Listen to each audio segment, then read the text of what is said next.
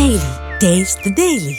తెలంగాణలోని పలు జిల్లాల్లో రాబోయే 2 గంటల్లో భారీ వర్షాలు కురుస్తాయని వెదర్ మ్యాన్ బాలాజీ ప్రకటించారు. వికారాబాద్, సంగారెడ్డి, రంగారెడ్డి జిల్లాలతో పాటు నల్గొండ, సూర్యాపేట, ఖమ్మం, భద్రాద్రి కొత్తగూడెం, ములుగు, మహబూబాబాద్ జిల్లాల్లో కొన్ని చోట్ల భారీ వర్షాలు కురిసే అవకాశం ఉందని పేర్కొన్నారు.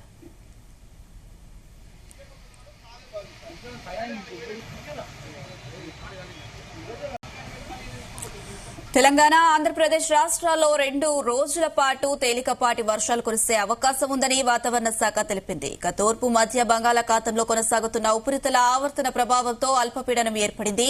అల్పపీడనం క్రమేణా బలపడి తీవ్ర అల్పపీడనంగా మారి అదే ప్రాంతంలో కొనసాగుతుంది.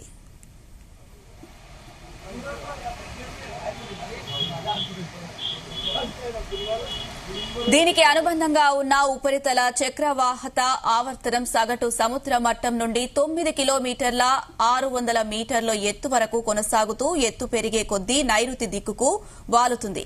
రాగల 12 గంటల్లో ఈ తీవ్ర అల్పపీడనం ఉత్తర వాయువ్య దిశలో కదిలి మరింత బలపడి వాయుగుండంగా మారి ఇంచుమించు అదే ప్రాంతంలో కొనసాగే అవకాశం ఉంది.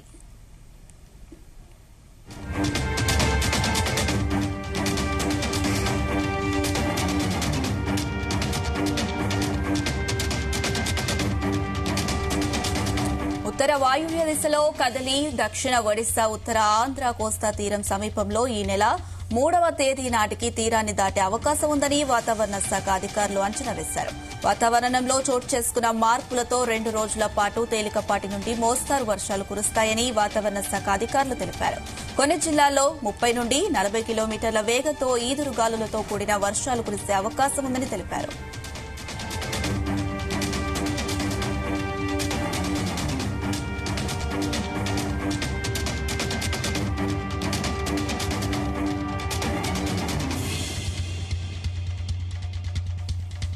వాతావరణ మార్పులతో హైదరాబాద్ పరిసరాల్లో వర్షం కురుస్తుంది. ఉదయం, మధ్యాహ్నం పొడిపొడిగా ఉన్న వాతావరణం సూర్యప్రకాశంతో ఆనందంగా గడిపిన ప్రజలకు సాయంత్ర సమయంలో భారీ వర్షం కురిసింది.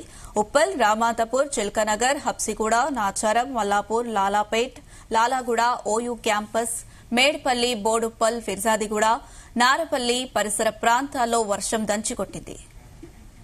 వీటికి ఇదే అంశానికి సంబంధించి మరిన్ని అప్డేట్స్ మా ప్రతినిధి రాజు పటేల్ అందిస్తారు. ఎస్ రాజు పటేల్.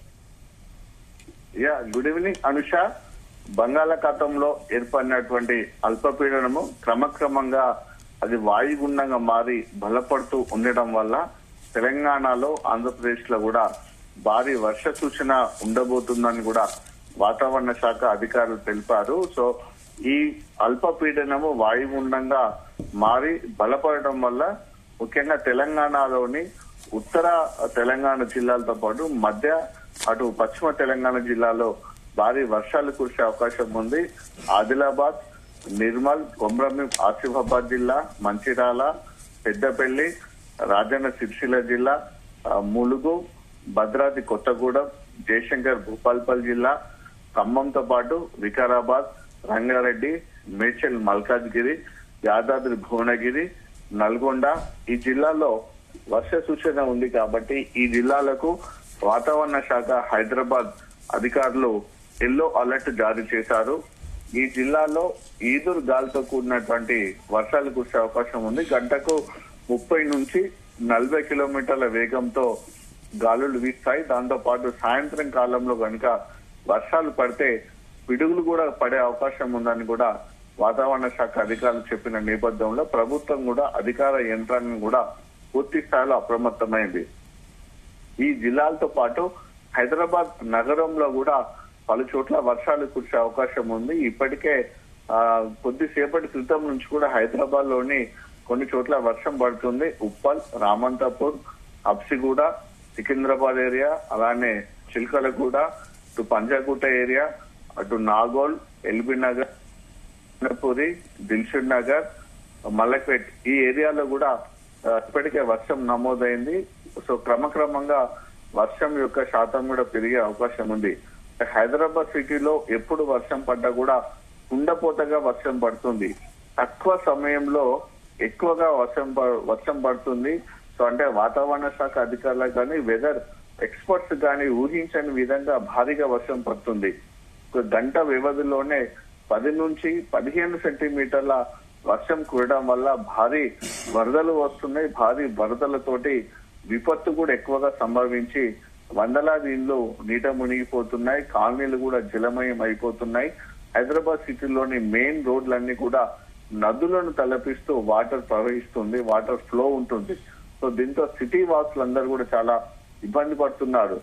హైదరాబాద్ లో మనం ఎప్పుడు చూసినా సరే ఈ సంవత్సరం మాత్రము ఈవినింగ్ టైంలో ఎక్కువగా వర్షం పడుతుంది. ఈవినింగ్ నుంచి 4-5 నుంచి స్టార్ట్ అయినటువంటి వర్షము నైట్ 11-12 వరకు కంటిన్యూ అవుతుంది. సో ఈ టైంలో కూడా విపరీతమైనటువంటి ట్రాఫిక్ ఎక్కువగా ఉంటుంది, ట్రాఫిక్ రద్దీ ఎక్కువగా ఉంటుంది. సో ఆఫీసుల నుంచి ఇళ్లకు వచ్చేవారు, షాపింగ్లకు వెళ్లేవారు, స్కూల్స్ కాలేజ్ కంప్లీట్ అయ్యి ఇళ్లకు వచ్చేవారు కూడా ఈ సమయంలో ఎక్కువగా ఉంటుంది. సిటీలో ట్రాఫిక్ రద్దీ ఈ టైంలో ఎక్కువగా ఉంటుంది. ఇదే సమయంలో కూడా భారీగా వర్షం పడడం వల్ల గంటల పాటు కూడా ట్రాఫిక్ అంతరాయం ఏర్పడుతుంది. కింది నుంచి వరద వెళ్తుంది, మీద నుంచి వర్షం వల్ల కూడా నగరవాసులు, వాహనదారులు తీవ్రమైనటువంటి ఇబ్బందులు పడుతూ ఈ వరదల వల్ల, వర్షాల వల్ల హైదరాబాద్ సిటీ వాసులు నరకాన్ని చూస్తుందని చెప్పవచ్చు. రాత్రి కురిసినటువంటి వర్షం వల్ల సడన్ గా కాలనీలోకి ఫ్లడ్ రావడం వల్ల ఇళ్లలోకి నీళ్లు వచ్చి రాత్రంతా జాగారం చేసుకుంటూ కూడా చాలా ఇబ్బందులు పడుతున్నటువంటి పరిస్థితి హైదరాబాద్ సిటీ లోతట్టు ప్రాంత కాలనీలో కూడా సంభవిస్తున్నటువంటి సిచ్యువేషన్. సో ఇలాంటి పరిస్థితులలో మరోసారి బంగాళాఖాతంలో ఏర్పడినటువంటి అల్పపీడనం వల్ల హైదరాబాద్ నగరంలో కూడా వర్షం ఎక్కువగా కురిసే అవకాశం ఉంది. ఆల్రెడీ ఇప్పటికే పలు చోట్ల కూడా వర్షం పడుతుంది. ఇక తెలంగాణలోని మిగతా జిల్లాల కనుక చూసుకుంటే ఇప్పటికే దాదాపు అన్ని జిల్లాల్లో కూడా అధిక వర్షపాతం నమోదైంది. జూన్, జూలై, ఆగస్టు నెలలో తక్కువగా ఉన్నటువంటి వర్షపాతం కాస్త ఆగస్టు నెల చివరిలో, సెప్టెంబర్ లో కురిసినటువంటి భారీ వర్షాలతోటి తెలంగాణలోని 33 జిల్లాలకు 23 జిల్లాలో కూడా అధిక వర్షపాతం నమోదైంది. సో దీంతో కృష్ణానది పరివాహక ప్రాంతాల్లో ఉన్నటువంటి ప్రాజెక్టులైనా, గోదావరి నదిపై ఉన్నటువంటి ప్రాజెక్టుతో పాటు ఈ 2 నదులకు అనుసంధానంగా ఉన్నటువంటి మిగతా ప్రాజెక్టులు, అలానే మంజీరా నదితో ఉన్నటువంటి ప్రాజెక్టులు, మూసీ నదితో ఉన్నటువంటి ప్రాజెక్టులు కూడా పూర్తిగా నిండిపోయాయి. కంప్లీట్ గా కూడా నీటి మొత్తము ఎంతవరకు అయితే ఫుల్ స్టోరేజ్ ఉంటుందో ఆ ఫుల్ స్టోరేజ్ వాటర్ లెవెల్ వరకు ఉండిపోయాయి. చెరువులు కూడా నిండిపోయాయి, వాగుల ప్రవాహాలు కూడా కంటిన్యూ అవుతున్నాయి.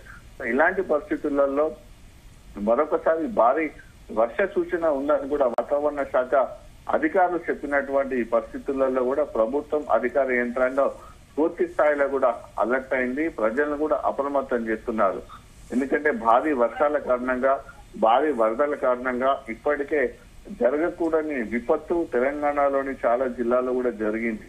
అంటే క్లౌడ్ బరస్ట్ ఎక్కువ రావడం వల్ల అటు నిర్మల్, కామారెడ్డి, నిజామాబాద్, సిద్దిపేట జిల్లాలు, అలానే ఖమ్మం, మహబూబాబాద్, హన్మకొండ, వరంగల్ ఈ జిల్లాల్లో భారీగా వర్షాలు కురిసి తీవ్రమైనటువంటి నష్టం జరిగింది. ఇప్పటికీ గోదావరి నది పరివాహక ప్రాంతాల్లో కురుస్తున్నటువంటి వర్షంతో పాటు మహారాష్ట్రలో కురుస్తున్నటువంటి భారీ వర్షాల వల్ల గోదావరి నది ఇంకా పరవళ్లు తొక్కుతూనే ఉంది. బాసర నుంచి, కాళేశ్వరం నుంచి భద్రాచలం వరకు గోదావరి నది చాలా ఎక్కువగా ప్రవహిస్తుంది. బాసరలో 3,50,000 క్యూసెక్ల అవుట్ ఫ్లో ఉంటే అది ఎల్లంపల్లికి వచ్చేసరికి 4 లక్షల క్యూసెక్ల ఉంది. ఇక కాళేశ్వరం వరకు వచ్చేసి ప్రాణహిత నది వాటర్ తో కలిపి దాదాపు 10 లక్షల క్యూసెక్ల వాటర్ అటు కాళేశ్వరం గోదావరి అంతా ప్రవహిస్తూ భద్రాచలం వద్ద కూడా ఇప్పటికే నిన్న మొన్నగంతా చూసుకుంటే మొదటి ప్రమాద హెచ్చరికను దాటి కూడా గోదావరి నది ఉగ్ర రూపంలో ప్రవహించింది. అంటే ఎక్కడ చూసినా సరే అటు కృష్ణా నది పరివాహక ప్రాంతమైనా సరే, ఇటు గోదావరి నది పరివాహక ప్రాంతమైనా సరే, ఇటు మంజీరా నది అయినా సరే, ఇటు మూసీ నది అయినా సరే. సో తెలంగాణలో ఉన్నటువంటి ఈ 2 ప్రధాన నదులైనటువంటి కృష్ణా నది, గోదావరి నది, 2 చిన్న నదులైనటువంటి మూసీ గాని, మంజీరా నది గాని, ఈ 4 నదులు కూడా విపరీతమైనటువంటి ప్రవాహంతో లక్షలాది క్యూసెక్ల వాటర్ అవుట్ ఫ్లో కొనసాగుతుంది. ఇన్ఫ్లో కూడా ఆ విధంగానే వస్తుండటంతో పూర్తి స్థాయిలో ప్రాజెక్టులు నిండుకుండలా మారిపోయాయి. కాస్త కొద్దిపాటి వర్షం పడితేనే, కొద్దిపాటి వరద వస్తేనే ఈ ప్రాజెక్టుల యొక్క గేట్లను కూడా లిఫ్ట్ చేసి లక్షలాది క్యూసెక్ల వాటర్ ను కూడా దిగువకు రిలీజ్ చేసే అవకాశం ఉంది. కాబట్టి ఈ లోతట్టు ప్రాంతాల ప్రజలను గాని, నదుల యొక్క పరివాహక ప్రాంతాల ప్రజలు గాని, గ్రామాలను గాని కూడా అధికారులు అప్రమత్తం చేశారు. ఇంకా జిల్లాలో కూడా కంట్రోల్ రూమ్ లను ఏర్పాటు చేశారు, హెల్ప్ లైన్ కూడా ఏర్పాటు చేశారు. అటు పోలీస్ డిపార్ట్మెంట్, రెవెన్యూ డిపార్ట్మెంట్, అగ్నిమాపక శాఖతో పాటు ప్రతి జిల్లాలో కూడా ఒక ఎన్డీఆర్ఎఫ్ గాని ఎస్డీఆర్ఎఫ్ టీమ్ కూడా అలర్ట్ చేశారు. సింగరేణి విస్తరిస్తున్నటువంటి ప్రాంతాల్లో సింగరేణి రెస్క్యూ టీంలను కూడా సిద్ధం చేశారు. 24/7 అధికార యంత్రాంగం అయితే పూర్తి స్థాయిలో అప్రమత్తమైనటువంటి పరిస్థితి తెలంగాణ వ్యాప్తంగా ఉంది అనుష. సో రాబోయే రోజుల్లో ఈ 3-4 రోజుల పాటు భారీ వర్షాలు కురిసే పరిస్థితులలో ప్రజలు కూడా వాతావరణం పైన కానీ వర్షాలు కురుస్తున్నటువంటి సిచ్యువేషన్ తో పాటు వరదల పైన కూడా ఒక అవగాహన ఉంటుంది కాబట్టి స్వీయ రక్షణ, స్వీయ నియంత్రణ కూడా ప్రజలకు అవసరమని కూడా అధికారులు హెచ్చరిస్తున్నారు.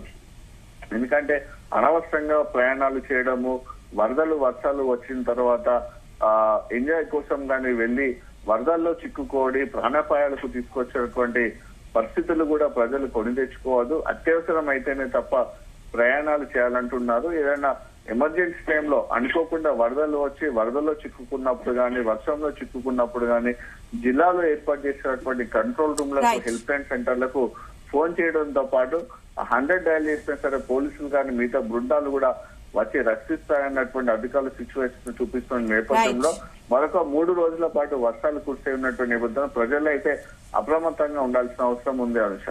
Right Raju Patel, thank you.